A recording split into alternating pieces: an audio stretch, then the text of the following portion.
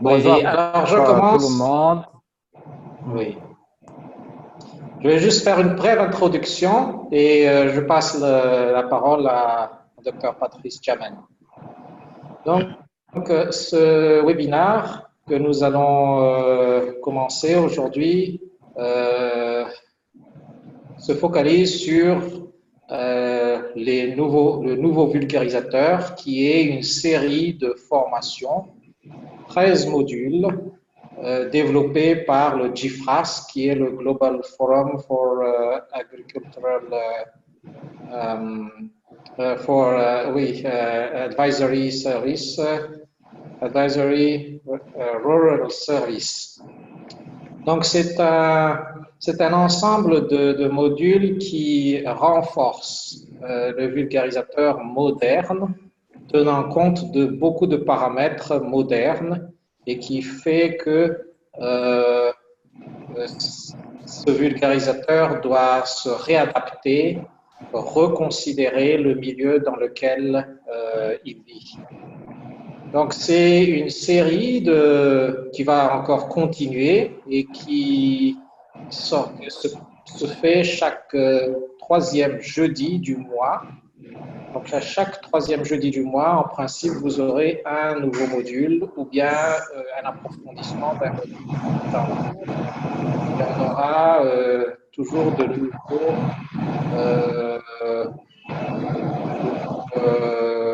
intervenants pour chacun de ces modules. Alors, est-ce que, Madame Beg, est-ce que vous pouvez mettre votre micro en mute? Voilà, merci beaucoup. Parce qu'il y a un bruit de fond tout à l'heure. Donc, nous disions, il s'agit donc d'une série de webinaires qui est organisée par l'AFAS et en partenariat aussi avec le CAFASI qui sponsorise toutes les activités du webinaire. Et nous avons donc des guests périodiques qui viennent. Et aujourd'hui, ça va être donc le docteur Patrice Chamen, qui est membre du conseil d'administration de la FAS, expert international en vulgarisation, qui va nous guider à travers cette session sur le thème de méthodes et outils de vulgarisation euh, qui est la première session donc, qui commence aujourd'hui. Alors, sans plus tarder, peut-être que chacun de vous peut, écrire sur le boîte de conversation, vous introduire un peu, dire qui vous êtes. Donc là, je vois, il y a Abel, il y a Jérôme, il y a Tina qui se sont déjà présentés. Vous pouvez dire un peu de quel organisme vous êtes, quel est votre rôle, qu'est-ce que vous avez à faire avec la vulgarisation, évidemment. Ça nous aiderait à mieux nous connaître. Et si on a un peu de temps vers la fin, on va peut-être faire un petit tour de table sur les participants. Donc, sans plus tarder, je remercie beaucoup le docteur Patrice d'avoir consacré du temps, même s'il est en mission aux Comores aujourd'hui, et pour nous faire donc, pour nous livrer cette formation. À vous la parole. OK. Merci beaucoup, Henri, pour cette présentation aussi bien du GFRAS, le Forum mondial du conseil agricole et rural, que du module, qui est en fait le module 2 sur les outils et méthodes de conseil agricole. En réalité, pour ceux peut-être qui ont raté la précédente session, je pense que tu as animé, Henri, ça portait sur l'introduction générale sur ce concept du nouveau conseiller agricole. En fait, quand je parle de nouveau conseil agricole, c'est le même document hein, auquel Henri faisait allusion tout à l'heure en parlant de nouveau vulgarisateur. Bon, personnellement, j'utilise plus souvent le terme de conseiller que de vulgarisateur, tout simplement parce que chez moi et d'où j'ai travaillé ces dernières années, si le concept de vulgarisateur est un peu dévoyé et a une très mauvaise connotation, quoi. Donc, ne voyez pas une contradiction entre conseiller ou vulgarisateur. Quand je dis conseiller, ça, c'est de la même chose dont parlait André. Donc, cela dit, j'ai le plaisir de vous introduire en fait ce module sur les outils et méthodes de conseil agricole. C'est pas vraiment une présentation, une formation détaillée en tant que telle, mais je pense que c'est beaucoup plus une introduction sur ce module qui est l'un des 13, qui fait partie des 13 modules clés du concept du nouveau conseiller agricole. Et en fait, je m'en vais vous donner juste un aperçu, un peu, on pourra discuter. Ceci est une manière de vous présenter un peu le contenu de ce module et vous inciter à le lire de façon plus détaillée. Et après, on aura l'occasion d'échanger encore si vous avez des questions ou pas. C'est bien ça, André. Je pense qu'il y a une session d'échange qui est prévue peut-être dans une semaine ou un mois, je ne sais plus trop. Oui, exactement. Oui. D'accord. Donc, je partage mon écran, c'est ça? Ou... Oui. Parce que j'ai Oui. modifié une toute dernière diapo. Oui. Et donc, peut-être c'est mieux que je partage mon écran. Alors, je ne sais pas si tout le monde voit. Oui, on voit bien votre écran maintenant. OK, d'accord. Donc, comme je disais tantôt, notre session va être sur les méthodes et outils de conseil agricole. C'est un module, comme je le dis, c'est le deuxième module du concept de nouveau conseiller agricole. Peut-être à la fin, André, on pourra revenir dans les questions sur une présentation plus détaillée de ce concept, surtout pour ceux qui ne seraient pas encore au courant ou qui auraient raté la première session. Globalement, c'est un module qui est articulé autour de quatre grands points. Le premier, c'est un point sur les évolutions récentes des besoins des communautés rurales, les facteurs qui sont à l'origine de ces changements-là. Et puis, comment est-ce que le conseil agricole s'adapte, se renouvelle en termes d'outils et de méthodes notamment pour répondre à ces changements. Pas seulement en termes d'outils et de méthodes, mais aussi en termes de profil, de compétences, de gouvernance des dispositifs de conseil. Mais pour aujourd'hui, nous regarderons l'adaptation du conseil plutôt en termes d'outils et de méthodes, notamment la diversité des outils et méthodes existantes. Nous terminerons notre session par le choix des outils et méthodes. Quels sont les critères à prendre en compte, les paramètres à prendre en compte quand il faut choisir les outils et méthodes, sachant qu'il n'y a pas de méthode passe-partout et qu'il faudra tenir compte des éléments de contexte, quoi. Je ne suis pas un fan des jargons ou bien des terminologies, mais je pense que c'est important quand même de se donner une base commune de compréhension. Et pour cela, je vous invite à la fin de cette session, bien quand vous aurez le temps, à lire également ce document que la FAO avait produit et qui s'appelle A Decision Guide for Rural Advisory Methods. En fait, c'est un guide d'aide à la décision, hein, quels outils et méthodes choisir en fonction des contextes. C'est un document que la FAO a produit en s'inspirant beaucoup du concept du nouveau conseil agricole. Et comme c'est un document récent, il y a des éléments un peu plus actualisés à l'intérieur, peut-être aussi plus détaillés. Donc, vous pourrez le lire quand vous aurez un peu de temps, quoi. Juste pour évoquer trois choses rapidement. La première, c'est qu'est-ce qu'on appelle l'approche du conseil agricole. En fait, c'est la philosophie qu'on donne au conseil agricole, quoi. Qu'est-ce qu'il sous-tend ce conseil agricole? Comment est-ce que c'est organisé? Et peut-être, je vous recueille juste quelques exemples pour que cela soit plus concret. Vous avez par exemple l'approche descendante, genre formation et visite, qui a été qui a été appliquée dans beaucoup de pays africains francophones dans les années 90 jusqu'au début des années 2000 avec les financements de la Banque mondiale et qui visait en fait à promouvoir, à vulgariser les techniques plus performantes dans l'idée que l'adoption de ces techniques allait permettre d'augmenter les rendements. Donc, la recherche conservait ces méthodes, conservait les technologies et puis formait les conseillers qui allaient à leur tour former les producteurs.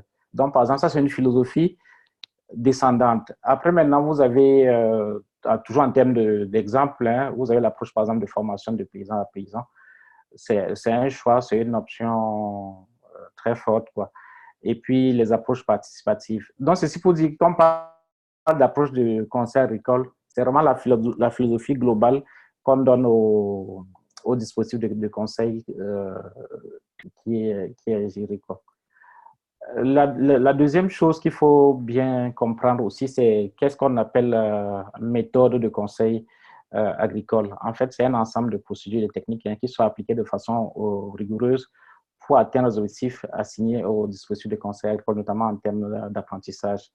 Et pour vous donner un exemple, vous avez par exemple l'approche de conseil à l'exploitation agricole, qui est par exemple basée sur l'approche globale et autres. Vous avez d'autres approches telles que l'approche chaîne de valeur, qui a ses outils bien spécifiques. Et enfin, dernier point sur cette clarification conceptuelle, c'est en termes d'outils. En fait, les outils, c'est des instruments qui sont utilisés pour mettre en œuvre une méthode, quoi. Donc, quand on parle d'outils ici, c'est par exemple, pour ceux qui connaissent un peu le conseil de gestion, ça peut être des outils comme le cahier d'exploitation, où on note des dépenses, où on note les prévisions et à la fin, les productions et autres. Ça peut être également des outils de TIC, comme par exemple le téléphone portable, la vidéo, mais c'est aussi, ça peut être également du théâtre, des jeux de rôle et autres, quoi. Donc, tout ça, ce sont des outils de conseil agricole. Cela est important parce que parfois, on mélange les thèmes, mais quand on veut analyser des dispositifs de conseil agricole et développer des analyses, il faudra bien les distinguer. Sinon, si vous mélangez méthode ou outils de conseil agricole, ce n'est pas exactement la même chose, quoi. Bon, ça, c'est le premier point. Et c'était juste une base introductive. Donc, la première partie de notre webinaire d'aujourd'hui va porter sur l'innovation et le développement dans le conseil agricole. Donc, c'est un chapitre premier qui va rappeler un peu, parce que j'imagine beaucoup d'entre vous, quand je vois ceux qui sont en ligne, connaissent déjà un peu bien le conseil agricole et quels sont ses rôles. Donc, il s'agira d'aborder le rôle du conseil agricole, les différentes disciplines qui sont mobilisées dans la fourniture du conseil agricole, le rôle des revues scientifiques, parce que quand nous parlons d'outils et de méthodes, ça veut dire qu'il y a des gens qui ont réfléchi là-dessus, il y a un ensemble de corpus et de règles qu'il faut respecter. Il y a aussi le conseil agricole comme profession et le code de conduite pour améliorer le professionnalisme des conseillers agricoles. Globalement, le conseil agricole a pendant longtemps été vu comme un moyen de faire adopter des technologies plus performantes et pertinentes en fonction des contextes. Donc, l'idée étant que les producteurs, dans leurs activités, sont bloqués par l'accès difficile aux technologies. Mais en réalité, le rôle du conseil agricole est plus large que ça. C'est vraiment, comme son nom le dit, c'est le conseil, c'est conseiller, c'est accompagner les producteurs face aux difficultés qu'ils rencontrent ou bien face aux nouvelles opportunités qu'ils rencontrent. Par exemple, s'il y a un marché qui se crée, s'il y a si par exemple l'accès au financement devient plus aisé, comment est-ce qu'on peut profiter de cet accès au financement pour monter des projets qui peuvent être rentables, quoi. Et puis, je parle de les difficultés, elles peuvent être d'ordre social, elles peuvent être économiques ou écologiques, comme par exemple maintenant on parle du changement climatique, quoi. Un autre point que je vais aborder rapidement, mais sur lequel nous allons revenir, c'est le rôle du conseil agricole dans le système d'innovation agricole. C'est un gros mot, mais en fait, ça veut dire que le conseil agricole évolue en lien avec d'autres acteurs. Par exemple, la recherche. Pour qu'on fasse du conseil agricole, il faut effectivement que la recherche soit là pour travailler sur la mise au point de nouvelles technologies et innovation, il faut aussi que l'enseignement soit là pour former les cadres, former les gens qui ont les compétences dans le domaine du conseil agricole ou bien d'autres domaines connexes. Il y a le secteur privé pour la fourniture des intrants et autres, quoi. Donc, l'idée, c'est vraiment actuellement, c'est de passer à des approches participatives, des approches linéaires et à montrer leurs limites. Et donc, on met l'accent beaucoup plus sur les approches multidisciplinaires, quoi. C'est pas en promouvant une seule technologie que le producteur va forcément l'adopter. Par exemple, une variété de maïs peut être très productive, mais si à côté, le producteur n'a pas les moyens de s'acheter les engrais, les pesticides qu'il faut pour lutter contre les nuisibles, ça va être difficile pour lui d'atteindre les résultats, quoi. Nous avons sur cette diapo, c'est une vidéo, hein, je pense qu'en... André, je sais pas, on a 1 heure de temps, hein, c'est ça? Allô? Oui, on a 1 heure de temps. Bon, en général, on n'a pas vraiment le temps pour regarder les vidéos, mais on va partager les présentations à tout le monde et ils pourront, Voilà. oui, Mhm. regarder plus tard. Oui, surtout que ces vidéos-là sont plutôt en anglais, mais je peux vous faire un résumé en 2 ou 3 mots. Cette vidéo qui est à la diapo, je ne sais pas si la diapo 17 ou combien encore, je sais plus. Ça parle de l'évolution du conseil agricole en Australie, comment on est passé d'un système étatique à un système privé, avec aussi une spécialisation plus ou moins forte en fonction des filières. Par exemple, les filières céréalières, la filière canne à sucre, quoi. Donc, c'est juste une courte vidéo qui présentait un peu le cas de l'Australie. Ah, pardon, je suis rentré. Euh, donc, je disais tantôt que quand on parle de conseil agricole, il faut avoir une approche un peu holistique parce qu'il y a de fortes implications. L'un des grands débats qu'on a actuellement au niveau du conseil agricole, c'est de savoir s'il faut garder un dispositif centralisé. Ça veut dire, par exemple, où tout se décide au niveau du ministère, où toute la planification se fait au niveau du ministère, ou alors il faut aller vers des systèmes décentralisés où tout se décide, par exemple, au niveau de la région ou bien de la commune, quoi. Ça veut dire on décentralise le dispositif de conseil agricole et on transfère dans les ressources et les compétences au niveau inférieur pour qu'ils puissent prendre les décisions. Mais même quand il y a décentralisation, derrière le gouvernement quand même continue à jouer un rôle, ne serait-ce que de régulation, de définition des politiques, quoi. Il y a souvent une confusion entre la décentralisation et la privatisation. Un système peut être décentralisé, mais sans être privatisé. Parce que décentralisé, ça veut dire juste qu'on rapproche le centre de prise de décision des acteurs, quoi. Alors que la privatisation, c'est que l'État transfère son rôle au secteur euh, privé. C'est ce qui s'est passé dans beaucoup de pays. Je pense, par exemple, au niveau du Bénin, si je ne me trompe pas, il y a beaucoup d'opérateurs privés de conseils agricoles. Et même dans d'autres pays aussi, on a vu des bureaux d'études qui ont émergé. Et quand la privatisation se fait, ça suppose que derrière, il faut définir un ensemble de mesures, d'exercices, de mesures qui doivent régir la pratique du métier de conseiller agricole. Sur cette diapo, je voulais aborder avec vous, peut-être rappeler tout ce plan parce que certainement que vous le savez déjà.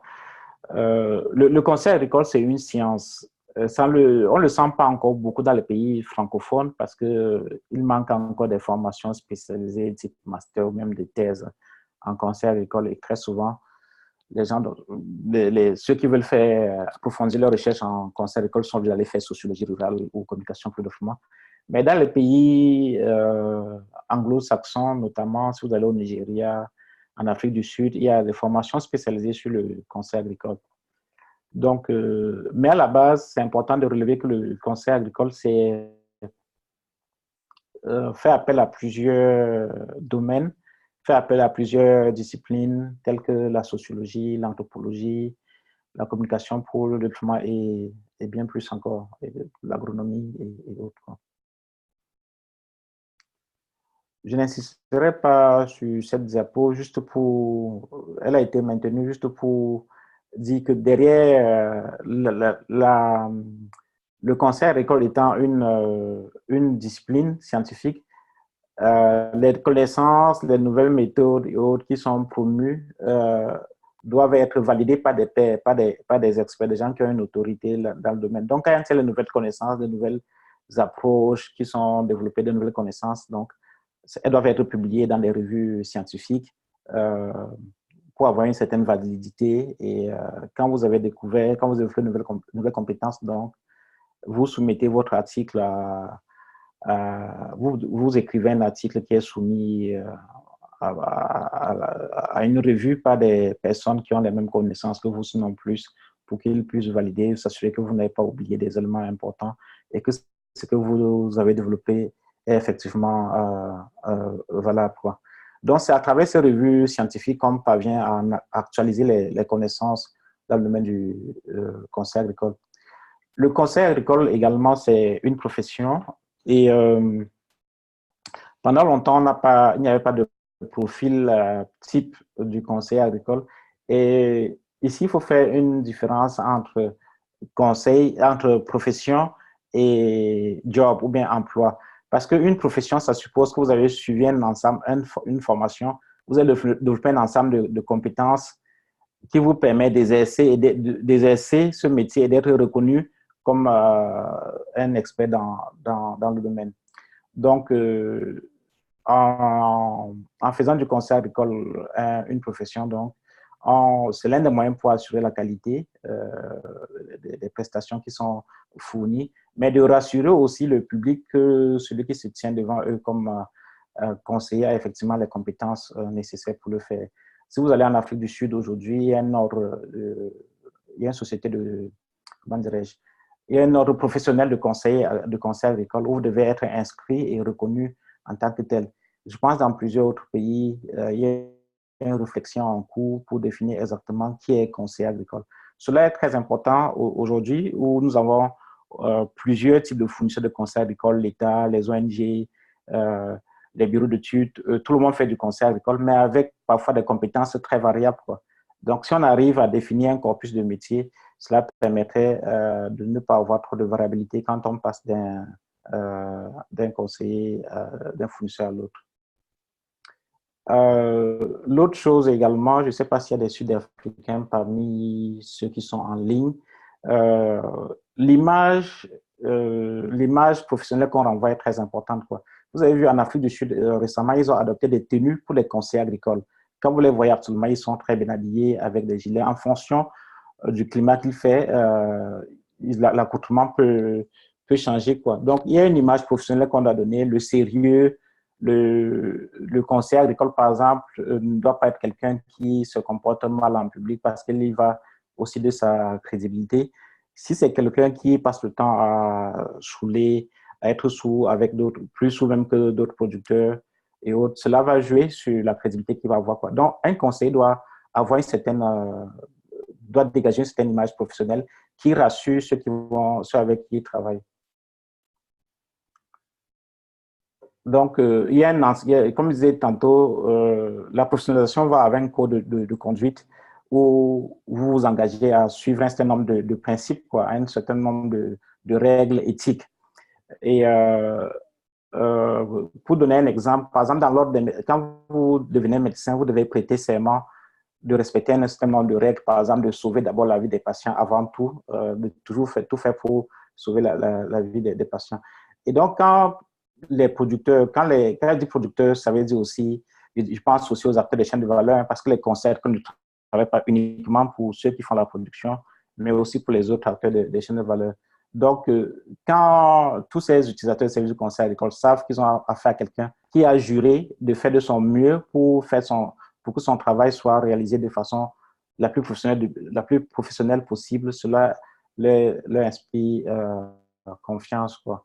Donc, il y a des associations professionnelles qui sont mises en place. Au Nigeria, même, il y a une association professionnelle. J'ai pris le cas de l'Afrique du Sud. Il y en a d'autres aussi. Mais le plus important qu'il faut retenir ici, c'est que cela suppose qu'il y a une formation de base, quoi, qu'il y a un ensemble de compétences qui sont reconnus et que tous ceux qui doivent faire partie de l'association professionnelle ont réussi à réunir ces compétences-là. Et avoir les compétences ne veut pas dire que tout est fini. Il y a un ensemble de perfectionnement, il y a des cours de perfectionnement qui sont réalisés. Par exemple, si vous prenez actuellement, on parle beaucoup d'entrepreneuriat agricole, de changement climatique, de facilitation. Il y a cela 10-15 ans, on n'en parlait pas du tout. Donc, si on a un conseiller agricole qui, pendant 10 ans, qui depuis, par exemple, l'année 2010, n'a pas fait de formation de recyclage ou bien de formation continue, il ne serait pas très en forme aujourd'hui pour répondre aux nouveaux défis, aux nouveaux thèmes qui apparaissent, qui émergent dans l'entrepreneuriat, le changement climatique et autres. Je vais passer à la deuxième partie de cette présentation qui est le cœur de notre session. C'est sur effectivement les outils et les méthodes. Bon, il y a quelques minutes, j'ai défini rapidement ce que nous entendons par outils, méthodes et approches. Donc, nous allons aller un peu plus loin et voir quelques-uns de ces outils et approches, sans toutefois détailler parce que le temps ne nous permet pas d'aller. Comme je dis tantôt, ça c'est juste une introduction pour vous inviter à lire les documents qui sont mis à votre disposition et aussi d'autres littératures. Il y a de plus en plus de littérature sur les questions de conseil agricole. Donc, dans cette partie, nous allons effectivement voir les évolutions qu'il y a en zone rurale, voir les caractéristiques des différentes approches de conseil agricole, comment les réformes ont affecté les services de conseil agricole, la privatisation, nous en avons parlé tantôt, les outils, quels critères est-ce qu'il faut prendre en compte pour le choix des outils et des méthodes en fonction du contexte, quoi. Donc, ici, juste pour rappeler rapidement que la façon dont le monde agricole était vu il y a quelques années n'est plus la même. Ça a évolué. Par exemple, maintenant, on voit l'agriculture comme un secteur où l'entrepreneuriat doit se développer, alors qu'il y a quelques années encore, on pensait plus à une agriculture de taux subsistance où il fallait plutôt accompagner les producteurs pour essayer de survivre à la famine et autres, quoi. Donc, tout cela a changé et cela suppose aussi que l'objectif assigné au conseil agricole, que les outils et méthodes utilisés doivent également évoluer. Donc, je l'ai dit tantôt, pendant longtemps, on a mis l'accent sur l'augmentation de la productivité, de la production. On estimait que la population, le rythme de croissance démographique était plus rapide que que le rythme d'augmentation des rendements. Et donc, il fallait, l'un des leviers sur lesquels on a pensé agir, c'est qu'il fallait adopter les technologies agricoles qui permettraient aux producteurs de produire plus, quoi. Donc, on a beaucoup mis l'accent dans cette orientation et ça a donné le modèle de transfert des technologies qui était l'un des tout premiers modèles, l'une des toutes premières approches de conseil agricole. J'ai parlé tantôt de l'approche formation et visite, c'est un modèle typique où ici, tout est vraiment centré sur la production. Et pour ceux qui ont eu l'occasion d'étudier un peu ce modèle, l'un des reproches qui était souvent formulé, c'est que le producteur, son point de vue n'est pas assez pris en compte et que on ignore ou bien oublie ses compétences alors que lui-même il a des savoirs qui peuvent aider à développer de nouvelles technologies. Donc, ces remarques et critiques ont permis d'évoluer, ont fait bouger un peu les lignes. Et puis, il y a eu une version révisée de cette approche avec notamment ce qu'on appelle les Farming System Research and Extension, dont les systèmes de conseil et recherche agricole sur les systèmes agricoles, qui visaient juste à améliorer un peu le système de feedback et de rétroaction entre le producteur qui recevait en bout de chaîne les nouvelles technologies et puis les chercheurs qui étaient de l'autre côté. Donc, voir comment les mettre plus ensemble et faire en sorte que la demande soit mieux perçue, mieux prise en compte et que qu'au final, l'offre de technologie soit bien adaptée à la demande, quoi. À côté de ça, nous avons d'autres approches qui sont plus orientées vers le développement des capacités des producteurs. Par exemple, l'approche champ école des producteurs. Ceci dans un cadre non formel. Hein. Quand vous voyez bien l'approche champ école des producteurs, on mobilise les connaissances. Comment dirais-je? On vise à renforcer l'apprentissage des producteurs, le développement de nouvelles connaissances à travers les exercices qui font comme par exemple l'analyse agroécologique et autres, agroécosystème, pardon. Donc, après, nous passons à des approches qui sont plus complexes, qui reconnaissent que l'agriculture n'est pas aussi simple que ça, qu'il y a beaucoup de facteurs qui l'influencent. Et ici, nous avons donc des approches comme l'approche système d'innovation agricole. Tout à l'heure, nous allons voir plus en détail ce que c'est qu'un système d'innovation agricole. En fait, c'est une approche qui considère que le producteur, quand il doit produire, il faut tenir compte du marché, il faut tenir compte aussi de ses capacités, il faut tenir compte des services agricoles tels que les finances, l'assurance agricole, l'accès aux intrants, et que toute technologie qui doit être promise doit tenir compte un peu de cet environnement et aussi même des objectifs du producteur.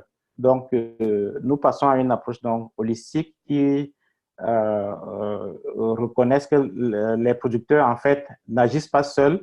Ils sont en interaction avec plein d'autres acteurs qui influencent d'une manière plus ou moins forte leur prise de décision. Donc, ça, je l'ai développé déjà, c'est l'approche Farming System Research and Extension. Ça, on a évoqué. Bon, ça, c'est une représentation de l'approche système d'innovation agricole. Donc, sur cette diapositive, nous avons au centre les producteurs. Nous avons là, dans le carré en bleu, le système de recherche, donc la recherche agricole, qui est majoritairement encore publique dans pas des pays francophones, mais dans d'autres pays, il y a la recherche privée qui est bien développée également. Les services de conseil agricole et le système de formation agricole, formation académique et technique.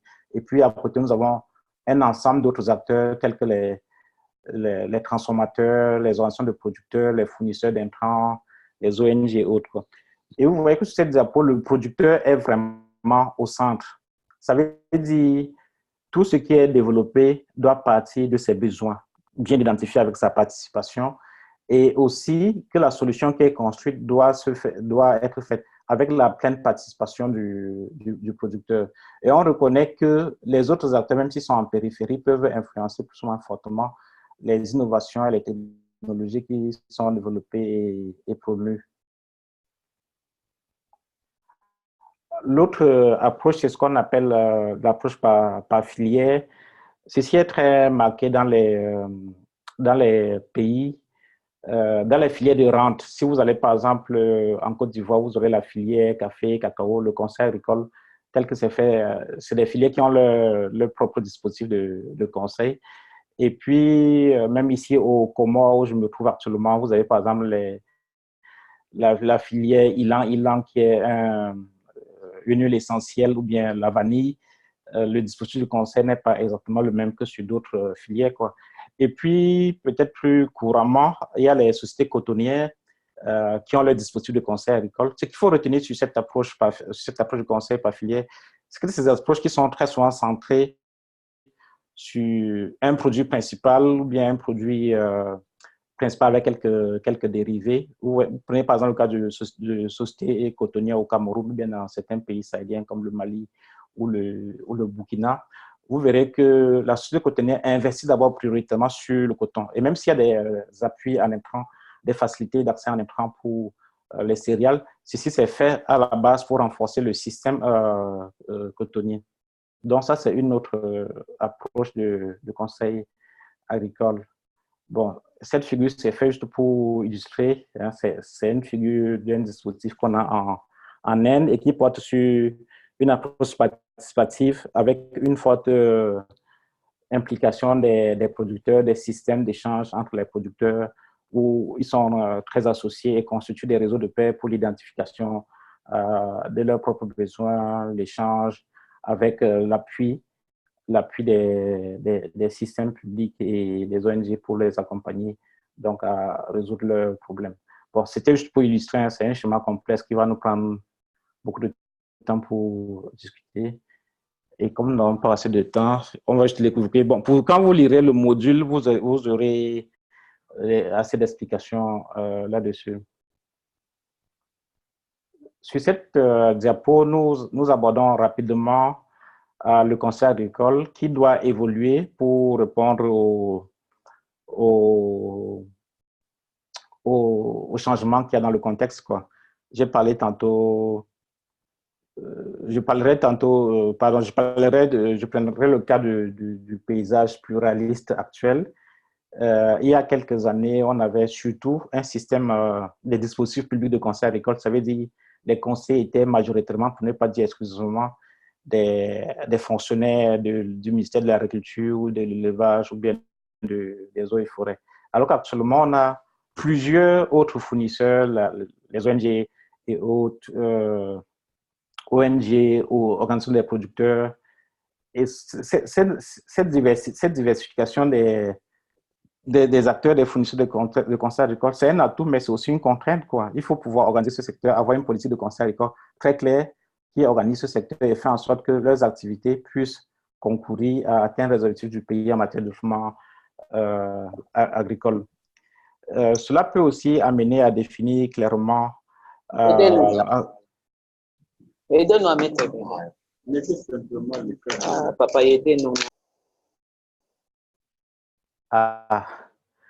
C'était une pause commerciale de nos amis de la RD Congo.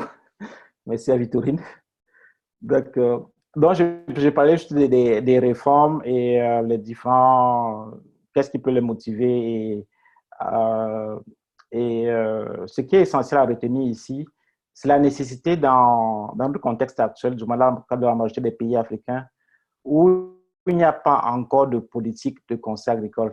Lorsqu'il n'y a pas encore de politique ou bien de stratégie nationale de conseil agricole, ceci est un déficit qui freine la valorisation du potentiel du conseil agricole. Je pense que beaucoup de pays sont conscients de cela actuellement et essaient de développer donc, des politiques de conseil agricole pour effectivement organiser ce secteur, faire en sorte que les différents acteurs travaillent un peu, même s'ils ont des approches plus ou moins spécifiques, mais qu'au final, leurs activités concourent à atteindre les grands objectifs que j'ai tantôt. Donc, vous avez par exemple le cas du Cameroun qui a développé une politique de conseil agricole récemment, le Nigeria également. Je pense que le Bénin a été en train de revoir sa politique, sa stratégie nationale de conseil agricole. En Guinée, récemment également, ils ont développé un cadre stratégique de conseil agricole. Donc, tous ces politiques stratégiques, ça définit des règles, des principes qui permettent de mieux valoriser le potentiel du conseil agricole, de limiter les facteurs qui peuvent freiner, donc, comment dirais-je, qui peuvent empêcher le conseil agricole de jouer pleinement son rôle. Ça peut aussi inclure des mesures incitatives.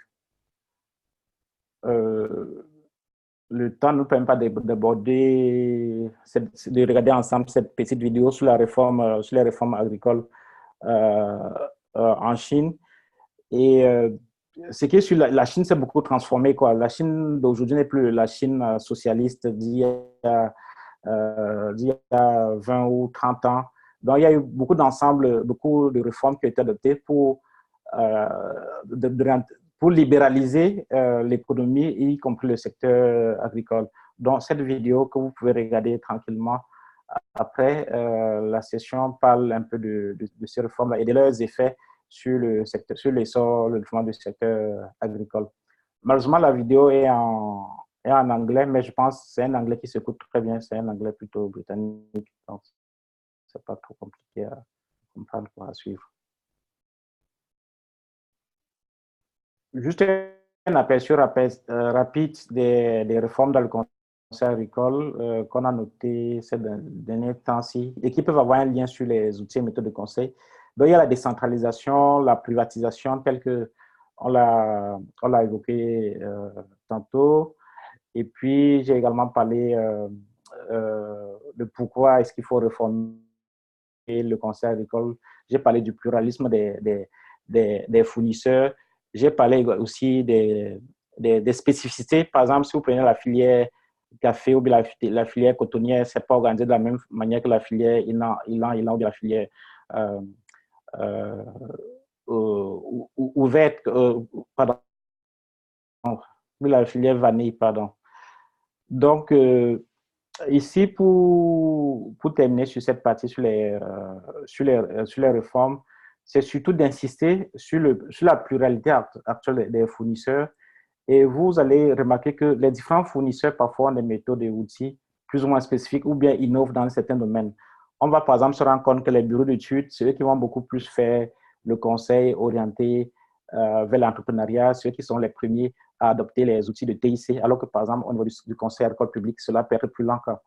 Ce qui est important à relever ici, c'est que c'est important pour ces différents acteurs de se parler entre eux, de communiquer, d'échanger sur les outils et méthodes qu'ils utilisent pour pouvoir apprendre ensemble et améliorer leurs différentes démarches d'intervention.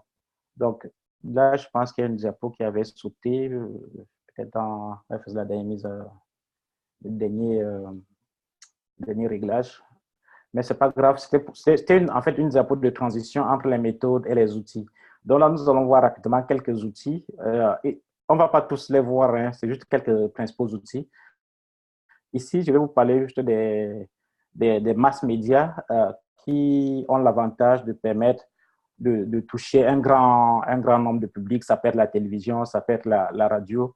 Donc, la radio peut avoir un rayon grand comme une commune, mais ça peut être aussi à l'échelle d'un pays, voire de plusieurs pays. Et l'avantage de la radio, c'est que ça permet de toucher un public assez large, situé dans des endroits très différents, où on aurait de la peine à accéder autrement. L'autre outil qui est très utilisé et qui est très important, c'est les démonstrations. Vous savez, on dit souvent, ce qu'on entend, on oublie facilement, mais ce qu'on voit ou bien ce qu'on fait, on le retient plus facilement. Si vous allez dans un village, vous dites aux producteurs, désormais, nous vous conseillons d'utiliser plutôt cette nouvelle variété de maïs ou bien de sorgho. Quelques-uns vont vous croire, mais la majorité vont avoir un doute parce qu'ils vont se demander qu'est-ce qui garantit que la nouvelle variété que vous apportez leur permettra de produire plus. Donc, il y aura ce doute-là.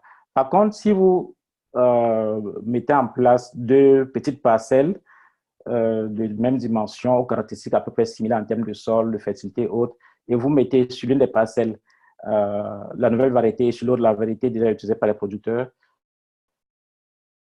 déjà dès le semis, les premiers levées, la croissance et au niveau de récolte, déjà, ils verront la différence, s'il y a des différences ou pas. Et s'il y en a, ils auront assez d'éléments pour prendre leur propre décision, quoi. Donc, ça, c'est un outil qui est très important. Un outil qui a un très grand potentiel, mais qu'on ne valorise pas encore souvent, du moins pas suffisamment, surtout en Afrique, mais en Inde et dans les pays asiatiques, Asie du Sud-Est particulièrement, c'est très utilisé, c'est le théâtre, quoi. C'est le théâtre et le théâtre à la base, c'est un moyen de divertissement. Hein. Quand on est fatigué, quand on veut déstresser, on va au théâtre, on écoute une pièce et autres. Or, parfois, pour certains messages qu'on veut faire passer, on peut utiliser le théâtre. Et sans publicité, il y a, je pense, le représentant de la FAO, je pense à Cuba, qui fait de la promotion de l'agriculture de conservation. Certains d'entre vous peut-être connaissent cette pratique, en fait, qui associe le travail minimal du sol, le paillage et la diversification culturelle. Et donc, il a trouvé un groupe de chanteurs qui ont composé un morceau sur l'agriculture de conservation. Et qui non seulement, ça fait non seulement un morceau, mais il y a des gens qui ont développé à partir du texte, qui ont développé des scènes, des pièces de théâtre pour vulgariser et faire connaître un peu cette nouvelle pratique agricole, quoi. Donc, c'est ludique, cela permet de briser les barrières et d'apprendre tout en rigolant. Rapidement, les chants écoles, moi je pense que c'est assez connu. Hein. Les chants écoles ont fait leur preuve dans beaucoup de pays. Et actuellement, la FAO est en train de travailler pour les institutionnaliser, en accompagnant beaucoup de pays. Il y a même des plateformes régionales sur les champs écoles qui sont mises en place. Il y en a une pardon, à Kampala qui est gérée par AFAS. Je pense qu'il y a l'autre qui va se mettre en place au niveau du Sénégal, si je ne me trompe pas. Donc, c'est une approche très intéressante qui a démontré son potentiel.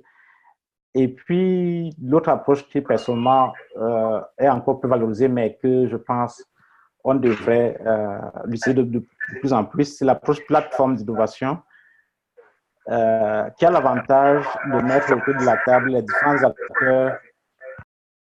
différents acteurs concernés, concernés par une technologie ou une innovation donnée. Cela fait par exemple que si vous devez, excusez-moi de prendre l'exemple des nouvelles variétés, si vous avez par exemple une nouvelle variété de maïs et que vous devez développer, si c'est une variété qui est très productive, le producteur, allô? Je dis allô? Donc, je disais donc, prenant le cas du maïs, l'approche plateforme d'innovation permet donc de mettre autour de la table le producteur, le fournisseur d'intrants, le commerçant et même peut-être le transformateur, quoi. Ça fait que le producteur, avant même de cultiver, saurait déjà que oui, il y a X producteurs chez qui il y a X commerçants chez qui je peux vendre ma production après, ou bien tel transformateur qui peut acheter pour moi. Ça, c'est la première chose. Deuxième chose, cela permet aux différents acteurs de partager des points de vue autour de l'innovation qu'on cherche à développer pour résoudre le problème qui a été identifié. Maintenant, nous allons voir rapidement, je pense, sur une ou deux diapos, quels sont les critères de choix d'un outil ou bien d'une approche de conseil agricole. Il n'y a pas de règle standard, hein. Il n'y a pas de mesure unique, tout dépend des contextes. Nous faisons ici, nous évoquons ici quelques grands critères que vous devez tenir compte, quoi. Il y a par exemple l'aspect social, les relations sociales dans une communauté. Si par exemple vous allez dans un village adopter l'approche champ école qui veut que 15 ou 25 chefs d'exploitation se mettent ensemble pour travailler sur la même parcelle. Si c'est dans un village où il y a des conflits, cette approche ne serait par exemple pas très adaptée, quoi. Il faudra penser à une autre approche peut-être plus individuelle. L'autre chose, c'est de penser aussi aux approches. Est-ce qu'on va opter pour des approches de groupe ou bien des approches individuelles? Ça, c'est un aspect important. Après, il y a le nerf de la guerre, ça veut dire les ressources financières notamment. Quel budget est-ce qu'on dispose, quoi? Si vous prenez par exemple une approche qui est très intéressante, comme l'approche de conseil à l'exploitation familiale qui permet d'accompagner les projets dans la gestion de les exploitations, dans la prise de décision, c'est une approche qui a fait ses preuves au Nord Cameroun, au Bénin, Sénégal, Burkina, mais qu'on a de la peine à mettre à l'échelle, à étendre ça sur une zone plus vaste, parce que ça coûte cher, ça demande beaucoup de conseillers pour effectivement faire ce travail de conseil, d'analyse des exploitations, d'accompagnement de la prise de décision. Donc, c'est un aspect important. Donc, le budget va être un facteur qui va influencer votre prise de décision. L'autre chose également, c'est les aspects démographiques, le genre, le genre, pas seulement en termes d'hommes-femmes, mais aussi en tenant compte des jeunes.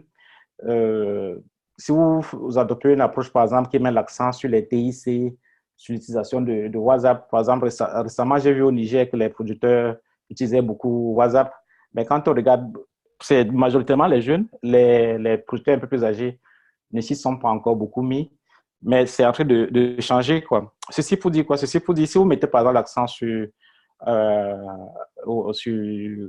l'utilisation de WhatsApp, ça va indirectement exclure ou bien réduire la participation d'un certain nombre de personnes, quoi. Donc, il est fortement recommandé d'opter pour des méthodes qui vont réduire l'exclusion, donc qui vont plutôt permettre de mieux prendre en compte les groupes qu'on a souvent tendance à oublier, notamment les jeunes, les femmes. Et il y a un module qu'on verra par la suite, dans la suite de la série de ce webinaire sur le genre. Il y a le niveau d'éducation, bien calibrer le message en fonction du public à qui on s'adresse, quoi. Voilà. Maintenant, un conseil dans la mise en œuvre, c'est qu'il faut aller progressivement. Quand on veut faire la mise à l'échelle, il faut commencer à petite échelle, développer d'abord, mettre en place la méthode ou bien l'outil d'abord sur un ensemble de villages limités ou bien sur un groupe de projecteurs d'abord limité pour maîtriser soi-même cette méthode ou bien ses implications. Si ça demande par exemple d'avoir des infrastructures en termes de télécommunication, en termes de téléphone, en termes de vidéo pour les diffusions, il faudra d'abord le faire à petite échelle pour comprendre un peu toutes ces implications-là. Travailler à petite échelle ne veut pas dire qu'on va se limiter là-bas, mais ça veut dire qu'on veut juste bien comprendre les implications. Et aussi, il faut réfléchir à la mise à l'échelle. Et la stratégie de mise à l'échelle doit être réfléchie assez tôt, dès qu'on démarre le processus. L'autre chose, par exemple, c'est la durabilité. Beaucoup d'activités de conseil agricole sont menées aujourd'hui dans le cadre des projets qui ont une durée de vie limitée. Donc, quand vous optez pour une méthode que vous utilisez dans le cadre d'un projet, il faut tenir compte de la durée de ce projet. Par exemple, si vous allez pour une plateforme d'innovation, il faut savoir que la constitution, la mise en place et le fonctionnement d'une plateforme d'innovation, ça peut prendre du temps, ça peut aller de 3 mois à 6 mois pour bien constituer une bonne plateforme d'innovation et l'animer et la faire fonctionner normalement. Et penser aussi à la pérennisation. Cette plateforme d'innovation qu'on a mise en place, ou bien ce champ école qu'on a mis en place, une fois que les financements sont finis, est-ce qu'il y aura des financements qui pourront venir de l'État ou bien d'autres partenaires pour continuer à faire fonctionner cela? Sinon, quelle stratégie est-ce qu'on envisage, quoi? Et puis, ça, c'est mon avant-dernier diapo. J'ai commencé la présentation en vous présentant, pardon, je m'excuse de la tautologie, j'ai commencé dans l'exposé en vous présentant un manuel de la FAO que je vous encourage à lire. Et donc, qui a passé en revue un ensemble, une liste plus longue d'outils et de méthodes en fournissant des critères un peu plus détaillés, du moins. Ce que j'ai présenté, ils sont allés un peu plus en détail. C'est un document d'une 60aine de pages, je crois. Et vous avez ici, par exemple, sur la première colonne, les méthodes. C'est en anglais, mais je pense que la version française, c'est en cours de production.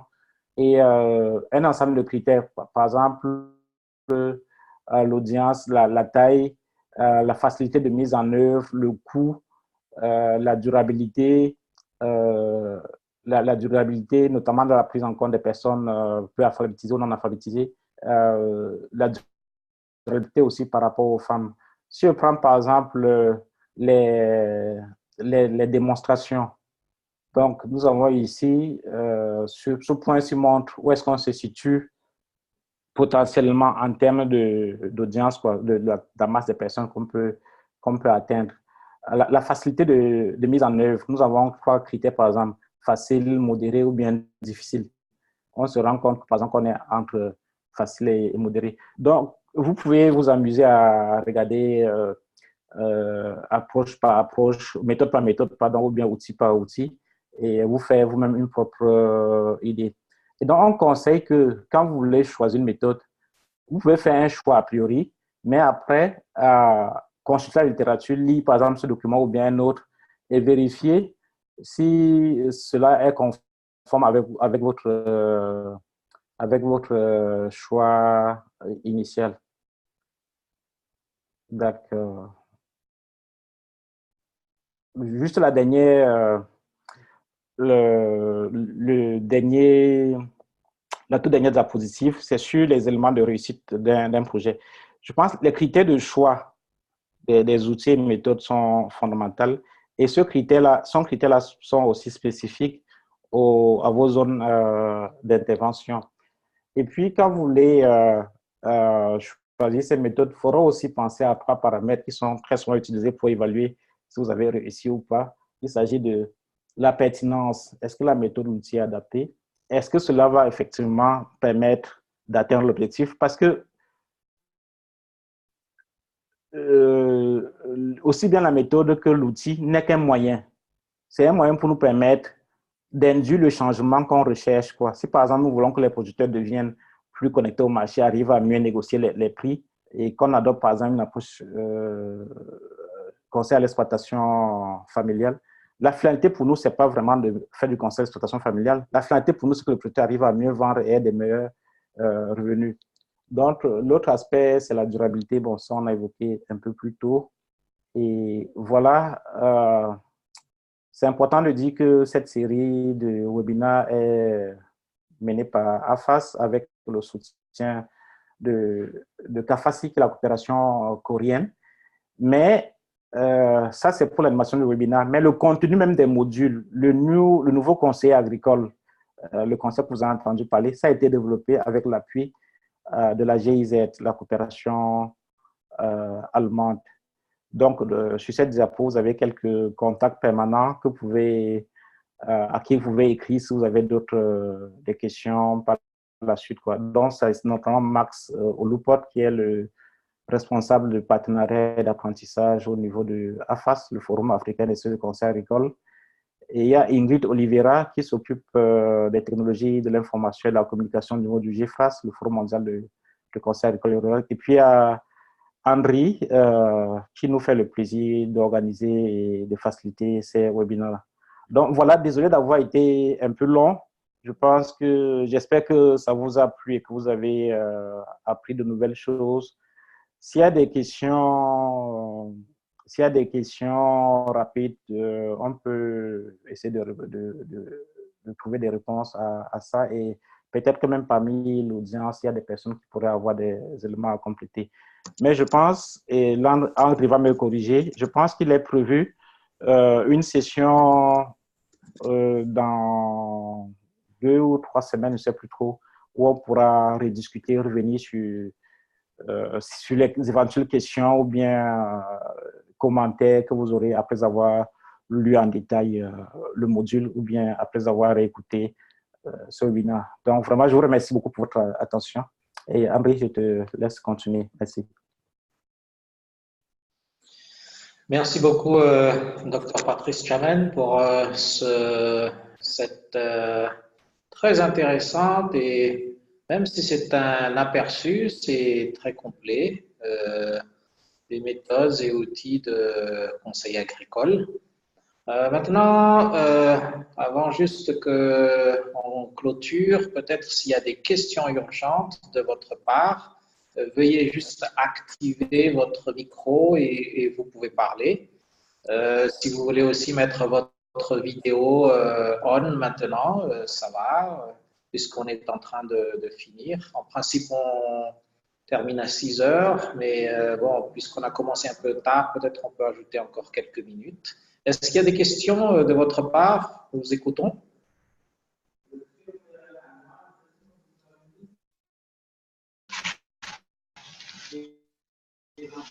Allô? Oui, allez-y, Monsieur Bako.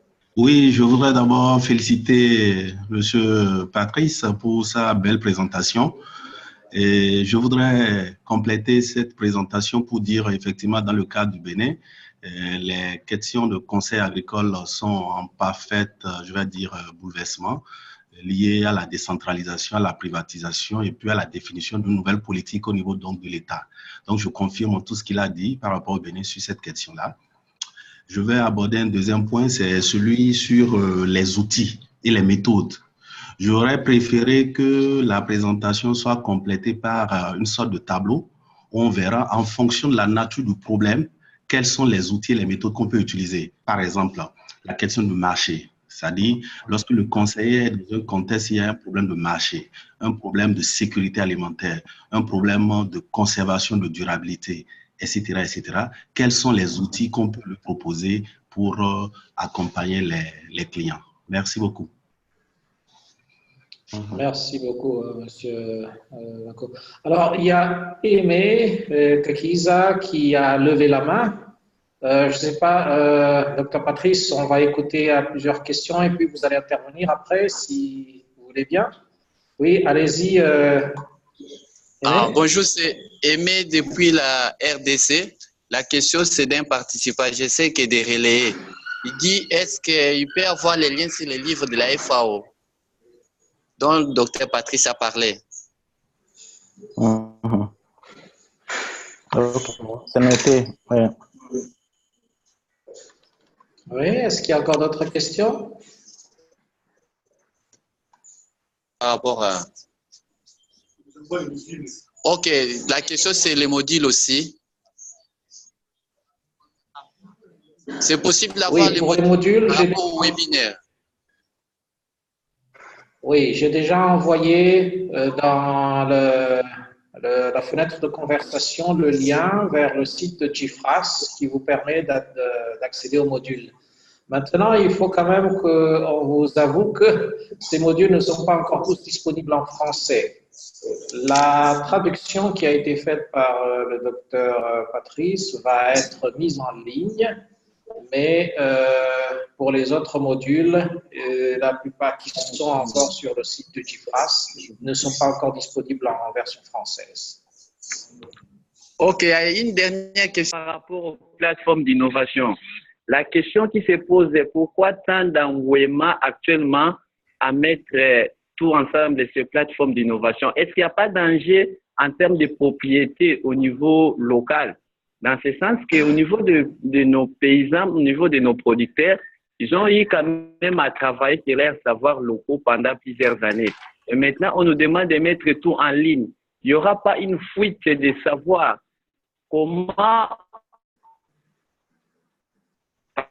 par exemple,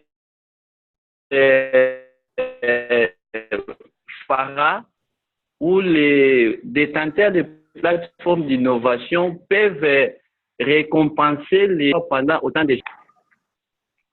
Allô? Oui, on vous entend. Votre Oui, allez-y, connexion allez-y, allez-y, on vous écoute.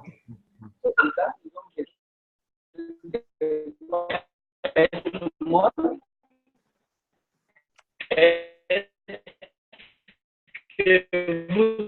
vous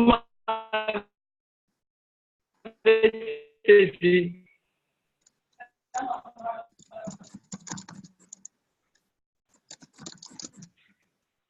Allô? Oui, votre Allô? connexion a été un peu mauvaise, monsieur Aimé. Très mauvais, très mauvais.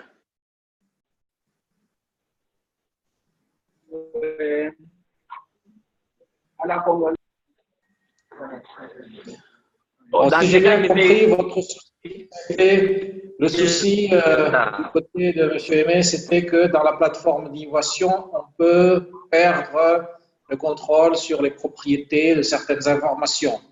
Donc, oui, effectivement, pourquoi est-ce qu'il y a un engouement pour pourquoi est-ce qu'aujourd'hui, on doit parler tout le temps de plateforme d'innovation et d'un côté, il y a quand même ce risque. Voilà, s'il n'y a plus d'autres questions, on va donner la parole. Oui, on va donner la parole à Dr Patrice pour s'il a quelques éléments de réponse. Évidemment, comme on a dit, il y aura encore une autre session d'échange beaucoup plus interactive, mais on peut commencer déjà à explorer quelques éléments de réponse par rapport à ça, je crois. Ok. D'accord. Merci beaucoup, Henri. Merci à tous les participants qui ont posé des questions. Je pense que des questions qui sont toutes très utiles. Par rapport à la préoccupation du Dr Bako du Bénin, je dirais qu'effectivement, le temps ne nous permettait pas d'aller plus en détail dans la présentation des outils.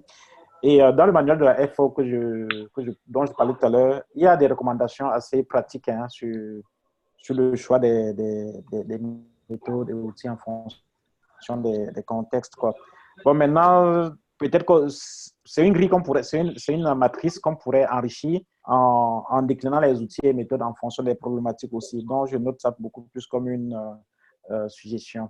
Je pense que pour le lien sur le livre de la FAO, effectivement, on peut le partager. Et même le document, je pense que pour ceux qui sont inscrits, je ne sais pas si c'est possible d'avoir les adresses email. André, tu pourras leur envoyer ça. Pareil aussi pour le module 2. Pour les plateformes d'innovation, en principe, il ne devrait pas y avoir de problème parce que les plateformes d'innovation sont faites pour réunir tous ceux qui sont concernés par une problématique donnée, tous ceux qui sont intéressés à participer au développement d'une nouvelle innovation, d'une nouvelle technologie. Donc, quand on y va, quand on rejoint cette plateforme d'innovation, c'est parce qu'on estime que on a peut-être des connaissances à partager, ça peut être le cas des producteurs, qu'on a un point de vue qu'on pense peut aider à résoudre le problème. Et de deux, parce qu'on pense aussi qu'on ne connaît pas tout et que le point de vue des autres pourra être pris en compte et en mettant tout ensemble, arriver à une solution qui soit plus indiquée. Et donc, normalement, il ne devait pas avoir de problème de propriété dans les plateformes d'innovation. Maintenant, s'il y a un producteur, s'il y a un acteur qui pense qu'il a un savoir qui lui est particulier, qui ne veut pas participer et qui ne veut pas partager, dans ce cas, il ne devrait pas aller dans le cadre d'une plateforme d'innovation. Ou bien si des chercheurs ou bien un autre acteur profitent du produit, du résultat d'une plateforme d'innovation pour privatiser cela et en faire sa propriété privée, ce n'est pas normal. Parce que la plateforme d'innovation, le produit qui est défini, l'innovation qui est développée, les nouvelles connaissances appartiennent à tous ceux qui ont participé et ça peut être considéré comme un bien public. Voilà, je crois qu'on arrive au terme de ce webinaire. On vous remercie tous. Ce qui est déjà très bien, c'est qu'il y a des groupements, par exemple, comme ceux du RDC, hein, Aimé Kakiza, vous êtes tous ensemble là. Donc ça, c'est une façon de mutualiser un peu les ressources, ne pas trop dépenser. Et c'est tout un groupe hein, de leur côté. Ah, ici aussi, on a tout un groupe. C'est qui c'est de quel côté, Benjamin, là? Oui. Donc, c'est quoi, Dio? Peut-être c'est la Côte d'Ivoire? D'accord. Oui, c'est bien. Je crois qu'il faut vraiment dynamiser un peu ces échanges et amener le maximum de personnes pour continuer ces discussions dans le futur. Si c'est nécessaire de mettre donc des dispositifs pour qu'il y ait plus de personnes sur un même écran, hein, comme on le voit là dans certains pays. La prochaine, oui. Je veux suggérer quelque chose. Oui, monsieur le président. Ceux qui sont dans les universités, ceux qui sont enseignants dans les universités, qu'ils fassent un effort pour que ces formations-là puissent servir aux étudiants qui sont les prochains acteurs sur le terrain. C'est-à-dire qu'on arrive à faire de telle sorte que cette formation puisse passer au moment où il y a les heures de classe, pour que les étudiants puissent suivre. Parce que demain, c'est eux qui sont, c'est vrai, nous sommes là aujourd'hui, mais demain, c'est eux qui sont les grands acteurs sur le terrain, dans le monde agricole. Donc, je fais la proposition pour que tous ceux qui sont enseignants puissent programmer leurs étudiants à ces heures-là et que tout le monde puisse suivre. Et puis, bon, comme moi, c'est la première fois que je participe, mais je pense que la prochaine étape, je ferai l'effort pour que mes étudiants puissent prendre part à cette formation. C'est la proposition que je fais. Effectivement, vous êtes nombreux là comme enseignants-chercheurs. Donc, vous avez tout un monde avec vous qui devait bénéficier de ces formations. On a l'université Antananarive, là je vois. On a aussi, on a aussi le docteur Bako, qui est du Bénin, etc. Donc, oui, effectivement, on vous encourage à rassembler vos élèves autour du webinaire la prochaine fois. Ce sera donc, comme on a dit, ce sera le 19, c'est bien ça? Ou est-ce que c'était déjà? Oui, ce sera le 19 septembre, toujours à la même heure. Okay. Et ce sera toujours le docteur Patrice qui va animer. On va vous contacter d'ailleurs pour voir s'il y a des études de cas que vous souhaiterez partager pour ce prochain webinaire. Il n'y a pas de souci. Nous remercions beaucoup le docteur Patrice d'avoir consacré du temps. Il est quelque part en mission en plein océan Indien, dans une petite île, mais il a consacré du temps pour nous. Salutations à tout le monde aux Comores, salut à tout le monde aussi sur le grand continent et à la prochaine. Donc, Allez, on se retrouve dans un mois. Donc. Au revoir à tous. Ok, ciao, ciao, ciao. C'est déjà bon, donc c'est bon. Hey,